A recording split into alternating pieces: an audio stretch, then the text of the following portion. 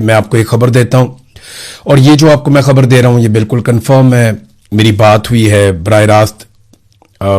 यानी मैं अब सोर्स आपको बिल्कुल आइडिया भी नहीं देना चाहता, क्योंकि इतनी सख्ती की गई है और हालात को इतना कंट्रोल किया गया मिलिट्री एस्टेब्लिशमेंट की जानिब से कि अब तो जरा सी कोई चीज बाहर आने नहीं देते। मैंने आपको पिछले दिनों बताया था कि बुशरा बीबी की अगर अपने बच्चों से मुलाकात भी होती है, वो भी अब बंद है, कुछ 4 हफ्ते हो गए मुलाकात नहीं होने दे रहे, तो बुशरा बीबी से भी हलफ लिया जाता है और उनके बच्चों से भी हलफ लिया जाता है कि आप दोनों में से कोई भी खान साहब के बारे में बुशरा बीबी बात नहीं करेगी और बच्चे बाहर जाके कोई बात ही नहीं करेंगे।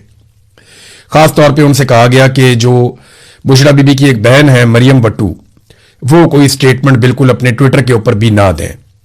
तो फैमिली ने उनसे भी रिक्वेस्ट की और उसके बाद उन्होंने भी कोई स्टेटमेंट नहीं दिया। लेकिन मैं आपको जेल के हवाले से कुछ चीजें बता देता हूं बड़ी क्लियरली। नंबर 1 तो यह है कि बुशरा बीबी की सेहत बहुत खराब है और उनकी एक आंख बहुत बुरी तरह मुतासिर हुई और उनकी दूसरी आंख भी इफेक्ट हुई है। डॉक्टर ने बुशरा बीबी को कहा कि आपकी दूसरी आंख का भी लेजर करना पड़ेगा और इसको भी इलाज की जरूरत है, वहां से भी पानी बहता रहता है। और जो एक आंख है वो 3 महीने तक उसको जो है वो लगभग ऐसे ही है जैसे वो आंख बंद है और वो काम नहीं कर रही।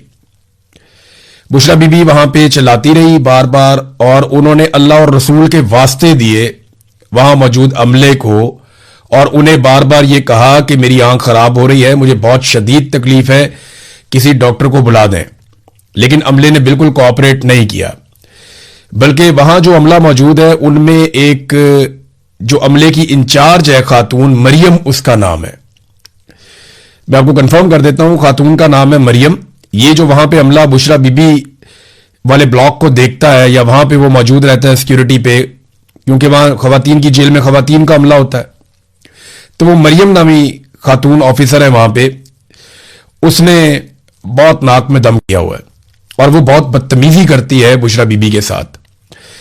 यह भी हुआ कि वहां पे 4 खवातीन को तशद्दुद का निशाना बनाया गया अलग अलग टाइम पे और वो खवातीन चीखे मारती रही सिर्फ बुशरा बीबी को ज़हनी तौर पे अजियत देने के लिए।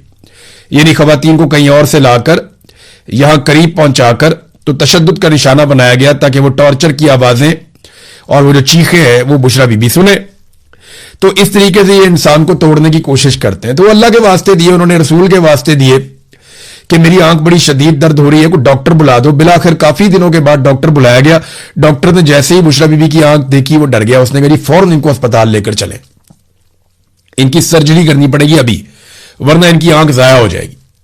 फिर उन्हें अस्पताल पहुंचाया गया, उनकी सर्जरी की गई और फिर डॉक्टर ने बाकायदा ये रिकमेंड किया कि आपने यहां से अस्पताल से भी जाना नहीं है और यह बता दिया डॉक्टर ने कि इनको डिस्चार्ज नहीं किया जा सकता इस हालत में।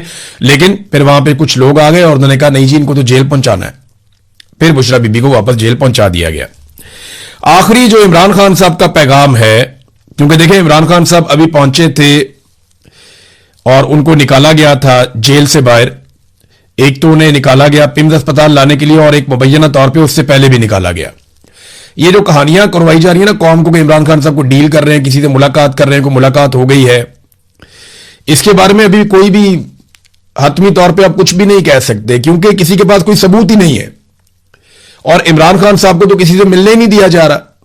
इमरान खान साहब का जो आखिरी पैगाम है वो जुमला मैं आपको बता देता हूं और एग्जैक्टली मैं पूरी जिम्मेदारी के साथ आपको कह रहा हूं कि यही जुमला मुझे रिपोर्ट हुआ और एग्जैक्टली वही जुमला मैं आपको बता रहा हूं। इमरान खान ने कहा कि मेरी बहनों से कहो कि जितना जल्दी हो सके मुझसे आकर मिलें या मुझे मिलने की कोशिश करें। यह जुमला है जी, कि मेरी बहनों को पैगाम दो कि जितनी जल्दी हो सके वो मुझसे आकर मिले या मुझे मिलने की कोशिश करें। यह इमरान खान साहब का पैगाम है अपनी बहनों के नाम, जो एक फाइनली एक पैगाम था। और भी बहुत सारी ऐसी चीजें हैं जो मैं यहां बताऊंगा तो यह निजाम बहुत बुरी तरह एक्सपोज हो रहा है। यानी वहां पे बहुत गंदगी है, बहुत कीड़े मकोड़े हैं जहां पे इन लोगों को रखा गया है और बहुत सारी चीजों में बुशरा बीबी को ज्यादा तकलीफ दी जाती है क्योंकि एस्टेब्लिशमेंट की यह जिद है कि बुशरा बीबी को इमरान खान से तोड़कर बाहर निकालना और वो इमरान खान के खिलाफ आकर स्टेटमेंट दे, लेकिन वो इसके लिए तैयार नहीं है। ये तो मुझे सोर्सेज ने बताया कि उन्होंने बुशरा बीबी ने यह कई मरतबा कहा कि सवाल ही पैदा नहीं होता कि मैं अपने शौहर के साथ बेवफाई करूं यहां पे इस मौके पर। जब इतनी मैंने सजा काट ली है।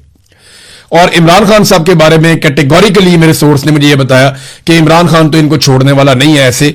हाँ, यह जरूर है कि इमरान खान बात करना चाहता है, बातचीत करने के जरिए से इमरान खान रास्ता निकालना चाहता है। उसने बंदे भी नॉमिनेट किए हुए कि फलाना फलाना बंदा बात कर सकता है, वो रास्ता निकालना चाहता है क्योंकि इससे ही पाकिस्तान आगे बढ़ेगा। लेकिन अगर किसी को यह लगता है कि इमरान खान माफी मांग लेगा, इमरान खान सियासत छोड़ देगा, या इमरान खान चुप करके बैठ जाएगा 3-4 साल के लिए, तो यह तो नहीं होना। ये तो इमरान खान, इसके ऊपर सवाल ही पैदा नहीं होता कि वो माने। तो ये जो पैगाम है इमरान खान का वन लाइनर, ये बात तो लगभग 2-3 हफ्ते शायद हो गए इस बात को, मेरे पास लेट पहुंची है, लेकिन ये पैगाम एज इट इज है इमरान खान साहब का कि मेरी बहनों को ये पैगाम दो या उनसे कहो कि जितना जल्दी हो सके मुझे मिलने की कोशिश करें या मुझसे मिलने आए। अब इमरान खान साहब की बहनें तो हर हफ्ते कोशिश करती हैं, पूरा जोर लगाती हैं, अदालतों में भी जाती हैं, सुप्रीम कोर्ट में भी मामला चल रहा है, वहां पर उन्होंने 3 हफ्ते का टाइम दे दिया, तो वहां मुलाकात हो नहीं पा रही। पाकिस्तान में मिलिट्री एस्टेब्लिशमेंट और जो उनका बनाया हुआ रजीम है वो हर जुल्म करके देख चुका है, लेकिन वो पाकिस्तान को चलाने में मुकम्मल तौर पे नाकाम रहे। हां, उन्होंने ये जरूर किया कि डोनाल्ड ट्रंप से ताल्लुकात बना के डोनाल्ड ट्रंप के कहने के ऊपर ईरान को मनाने की कोशिशें की। यानी ये जो ईरान के और अमेरिका के मुज़ाकरात हो रहे थे, इसमें हम एक सालिस के तौर पे तो थे, लेकिन हम अमेरिका के पैगाम रसां थे। यानी हमारी कोशिश ये थी कि अमेरिका जो मांग रहा है वो हम ईरान को लेकर दें। जब कतरी आए तो उन्होंने ऐसी सालिसी की जिसमें ईरान को भी मिला, अमेरिका को भी मिला। यानी डोनाल्ड ट्रंप को कुछ फेस सेविंग मिल गई, जबकि ईरान को बहुत सारा कुछ मिल गया जो वो पहले उसका अंदाजा नहीं था उन्हें। पाकिस्तान जो है, पाकिस्तान की ऑफर के अंदर इतना कुछ नहीं था ईरान के लिए, लेकिन कतर की ऑफर्स के अंदर जो है वो ईरान के लिए बहुत सारा कुछ था। तो कतर ने ज्यादा बेहतर मुज़ाकरात करवाए, उनका तजुर्बा भी बहुत ज्यादा है, पाकिस्तानियों का इतना नहीं है। देखिए ना, अगर आसिम मुनीर और शहबाज शरीफ डोनाल्ड ट्रंप का काम करने में कामयाब हो जाते, मुकम्मल तौर पे जो डोनाल्ड ट्रंप को चाहिए था, जो इन्होंने उससे वादे किए थे, अगर ये उसको एज इट इज वो सारा कुछ देने में कामयाब हो जाते, क्योंकि इन्होंने कोशिश बहुत की, तो डोनाल्ड ट्रंप हो सकता है पाकिस्तान ही आ जाता ट्रॉफी उठाने के लिए।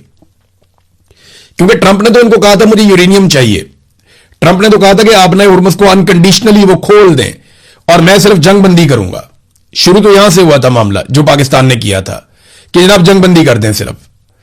लेकिन बाद में जब कतरी आए तो ईरानियों की ज्यादा बातें मानी गई और अमेरिकन की बहुत कम बातें मानी गई। तो पाकिस्तान के अंदर यह तकरीब नहीं हुई, इसका बड़ा अफसोस हुआ। फिर उसके बाद यह तकरीब चली जाती है स्विट्जरलैंड में, जिनीवा में, और फिर शहबाज शरीफ साहब तैयारी शुरू कर देते हैं कि मैं जाके वहां पे मेजबान बन जाऊंगा और मैं मेजबानी करूंगा और बाकी सारे जो है वो मेरे पीछे चलेंगे। इन्होंने जाके वहां पे बुकिंग शुकिंग कर ली, वहां अपने बंदे भी भिजवा दिए, वहां तैयारियां शुरू कर दी गई और इन्होंने रिहर्सल शुरू कर दी कि यहां पे ये किया जाएगा। शहबाज शरीफ की तकरीर भी लिख दी गई, फील्ड मार्शल ने क्या करना है ये भी कर लिया गया। लेकिन इनकी इंफॉर्मेशन से बाहर 2 दिन पहले ही मुआहदे के ऊपर दस्तखत हो गए। ट्रंप ने भी दस्तखत कर दिए और दस्तखत कर दिए ईरानी सदर ने भी, और उन्होंने मामला लपेट के साइड पे रख दिया। अब ये वहां क्या लेने जाते, कौम का पैसा ही जाया करना था ना, जो इन्होंने पहले भी बहुत पैसा जाया किया। तो डोनाल्ड ट्रंप ने जो है वो मामला लपेट दिया, ईरानियों ने भी लपेट दिया, और अब ये बैठे हैं सर पकड़ के करें क्या। अब अगर ये वहां जाते हैं इस सेरेमनी को करवाने के लिए, तो ये तो ऑलरेडी हो चुकी है, तो फिर ये क्यों जा रहे हैं, क्यों जाना चाहते हैं। लिहाजा ये दौरा मनसूख हो गया शहबाज शरीफ का, और इन्हें बताया गया कि आप एक टिश्यू पेपर है, आपको टिश्यू पेपर की तरह इस्तेमाल करना है। अगर आप अच्छी तरह हमारा गंद उठाएंगे तो आपकी थोड़ी देर के लिए आपकी इज्जत रहेगी, आप हमारी जेब में रह सकते हैं, लेकिन अगर आपने काम ना किया तो आपको टिश्यू पेपर की तरह इस्तेमाल करके फेंक दिया जाएगा। बस इतनी औकात है। और जहां तक तारीफ का मामला है, तो डोनाल्ड ट्रंप और उनकी इंतजामिया की जानिब से ये इनको यकीन दहानी करवाई गई है शहबाज शरीफ को और फील्ड मार्शल को कि आपको कंपनसेट कर देंगे, बेफिक्र रहे, बहुत जल्दी कर देंगे। यानी बहुत जल्दी आप सुनेंगे डोनाल्ड ट्रंप बहुत तारीफ कर रहा होगा शहबाज शरीफ की या फील्ड मार्शल की, तो इनको कंपनसेशन मिल जाएगी। ऐसा नहीं है कि कंपनसेशन नहीं मिलेगी। और जो पाकिस्तान में गालम गलोच की जा रही है इस सारे माहौल में, या गुस्सा उतारा जा रहा है, वो ईरानी क़यादत के ऊपर उतारा जा रहा है कि शायद वो इसके लिए राजी नहीं थे कि तकरीब की जाए। देखिए वो सेलिब्रेशन मोड में है ही नहीं। आप अगर आयतुल्लाह अली खामनई के जानशीन है मुश्तबा खामनई, उनका स्टेटमेंट देख लें तो आपको पता चल जाएगा कि वो सेलिब्रेशन मोड में है या नहीं है। पहले आप जरा स्टेटमेंट देखें। डील के बाद एक बहुत अहम बयान जो है वो मुश्तबा खामनई का आया, और उन्होंने जो अपने बयान में कहा उसके अंदर है सारी स्टोरी। उन्होंने कहा अमेरिका से मुआहदे पर मुत्तफिक नहीं था, अपने सदर की यकीन दहानी पर मंजूरी दी है। ये सुप्रीम लीडर जो हैं मुश्तबा खामनई, उन्होंने कहा अमेरिका के साथ मुस्तकबिल में आमने सामने मुज़ाकरात का मतलब हरगिज यह नहीं होगा कि ईरान दुश्मन का मौकिफ कबूल कर लेगा। और यह तहरीरी बयान जारी किया गया है रहबर मुअज़्ज़म मुश्तबा खामनई की जानिब से कि अमेरिका के साथ बराह रास्त मुज़ाकरात सिर्फ सफारती अमल का हिस्सा हो सकते हैं, जिसका हरगिज यह मतलब नहीं कि ईरान अपने कौमी मौकिफ या उसूली मौकिफ से दस्तबरदार हो जाएगा। अमेरिका के साथ तय पाने वाले मुआहदे के हवाले से उनकी अपनी राय मुख्तलिफ थी, ताहम ईरानी सदर ने उन्हें यकीन दहानी कराई कि वो और उनकी हुकूमत ईरानी कौम के हुकूक और मुज़ामती महाज के मफादात का मुकम्मल तहफ़्फ़ुज़ करेंगे और उसकी जिम्मेदारी भी उन्होंने कबूल की है। मुश्तबा खामनई ने मजीद कहा कि ईरानी सदर की इस यकीन दहानी और जिम्मेदारी कबूल करने के अहद की बुनियाद पर ही मैंने मुआहदे की मंजूरी दी है। फिर उन्होंने खबरदार भी किया अमेरिका को कि अगर अमेरिका इस मुआहदे पर अमल दरामद के दौरान लालच या इजाफी मुतालबात करने की कोशिश करेगा तो ईरान इसे किसी सूरत कबूल नहीं करेगा। ईरान मुआहदे की इन ही शिकों का पाबंद रहेगा जिन पर दोनों ममालिक के दरमियान इत्तफाक हुआ है, ताहम किसी भी एक तरफा दबाव या नई शराइत को कबूल नहीं किया जाएगा। यह जनाब खामनई ने कह दिया।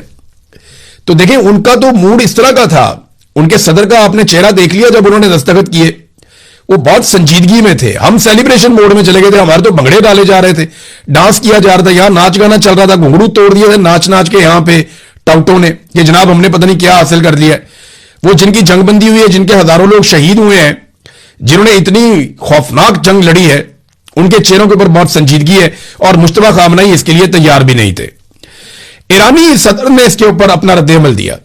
जो ईरान के सुप्रीम लीडर ने स्टेटमेंट दिया, उसके ऊपर ईरानी सदर ने जो स्टेटमेंट दिया, उन्होंने कहा जी कि रहबर मुअज़्ज़म का पैगाम मुज़ाकरात के दौरान कौमी मफादात के तहफ़्फ़ुज़ के लिए एक रहनुमा रोड मैप है। हम इनके तहफ़्फ़ुज़ात और हदायत पर अमल दरामद करने के लिए खुद को पुरअज़म समझते हैं, यानी हम करेंगे वही जो हमें हमारे रहबर मुअज़्ज़म कहेंगे।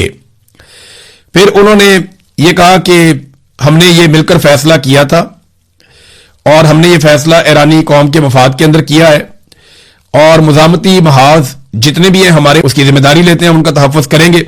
बिलाशुबा हुकाम के लिए रेड लाइन कौमी मफादात और बहादुर ईरानी कौम के वकार, इज्जत और ताकत का तहफ़्फ़ुज़ है और मुज़ाकराती टीम की जानिब से गुफ्तगू की बारीकियों पर भरपूर तवज्जो और कादरे मुतलक के फजलो करम पर पुख्ता उम्मीद के साथ एक अजीम फतह हासिल होगी इंशाअल्लाह। वो अभी उसी मोड के अंदर है और हम सेलिब्रेशन मोड में चले गए थे, जो ईरानियों को ज्यादा बात पसंद नहीं आई। उन्होंने कहा जी हमारे यहां पे इतने बंदे शहीद हो गए हैं और ये इतना संजीदा मामला है और ये खित्ते के चौधरी बनने के चक्कर में वहां पे तकरीबात मुनक्कद कर रहे हैं। इन्होंने वहां डोनाल्ड ट्रंप की तारीफों के जमीन आसमान के कलाबे मिला देने थे। ईरानियों ने वहां बैठ के मुंह देखना था कि ये क्या कर रहे हैं। उधर डोनाल्ड ट्रंप ने जो है वो अपना कोई खेल खेल देना था। अगर डोनाल्ड ट्रंप ना आते तो जो अमरीकी आते वो भी कुछ ना कुछ करते हैं। मीडिया के अंदर तो वो बहुत तेज है, लिहाजा मेरे ख्याल में ईरानियों ने समझदारी का मुजाहरा किया और अमेरिकन भी कोई इतने दिलचस्पी नहीं रख रहे थे कि पाकिस्तान की सरबराही में या पाकिस्तान की मेजबानी में वो सारे आकर बैठ जाते हैं। तो जनाब शहबाज शरीफ साहब का दौरा तो हो गया मनसूख और कौम के पैसे बच गए, कौम को मुबारक हो। अब वो जो वहां पे रंग रूट भेजे हुए ना, उन सारों को वापस बुलवा लें ताकि वो भी कौम का मजीद पैसा वहां पे स्विट्जरलैंड के अंदर जाया ना करें। नाज़रीन, पेट्रोलियम मसनूआत की कीमतों में अब कमी का इंदिया दिया जा रहा है कि क्योंकि जंगबंदी हो गई है तो पेट्रोलियम मसनूआत की कीमतों में कमी की जाएगी। जंग से पहले पेट्रोलियम मसनूआत की कीमतें जितनी थीं अब तकरीबन उतनी हो चुकी हैं। ये लगभग 75 या इससे भी नीचे कुछ लोग रिपोर्ट कर रहे थे। मैंने अभी एग्जैक्टली देखा नहीं है, जब लास्ट टाइम मैंने देखा तो ये लगातार नीचे आ रही थी और 75 के आसपास पहुंची हुई थी। तो इतनी तेजी से अगर ये पेट्रोलियम मसनूआत की कीमतें नीचे गिर रही हैं तो ये तो लगभग 40% कम हो गई हैं। तो पाकिस्तानियों को कितना रिलीफ मिला। जब थोड़ी सी कीमत बढ़ी थी तो इन्होंने उठाकर पेट्रोल को पहुंचा दिया था 450 रुपए तक लीटर पे ये ले गए थे और अब इन्हें इसको कम से कम 200 रुपए से नीचे लेकर आना चाहिए, क्योंकि इमरान खान साहब के दौरे हुकूमत में जब आलमी मंडी में पेट्रोल $100 फी बैरल से भी ज्यादा कीमत पे मिल रहा था तो इमरान खान साहब बेच रहे थे 150 रुपए लीटर का। आज ये पेट्रोल जो है उससे भी बहुत कम कीमत पे, यानी जितने का इमरान खान साहब ले रहे थे उससे 30% कम कीमत पे आज मिल रहा है। तो फिर इन्हें चाहिए कि ये इमरान खान के दौर से 30% कम नहीं करते कीमत तो 200 के अंदर तो कम से कम ले आए या इमरान खान साहब के दौर के मुताबिक तो ले आए। लेकिन इन्होंने IMF के साथ वादे कर लिए हैं और अवाम के ऊपर लेवियां लगा के पैसे इकट्ठे करने का फैसला किया है, क्योंकि ये सबसे आसान तरीका पैसा इकट्ठा करने का। पाकिस्तान में कोई ट्रस्ट करता नहीं है, कारोबार चलता नहीं है, कोई इन्वेस्टमेंट लेकर आता नहीं है, लोग पैसा निकालने के लिए और टैक्स देने के लिए तैयार नहीं है। कारोबार होगा तो टैक्स होगा। तो ऐसे में सबसे आसान तरीका यह होता है कि आप बिजली पे, गैस पे, पेट्रोल पे इजाफी टैक्सेस और लेवियां लगा दें और लोगों की जेबें काटें।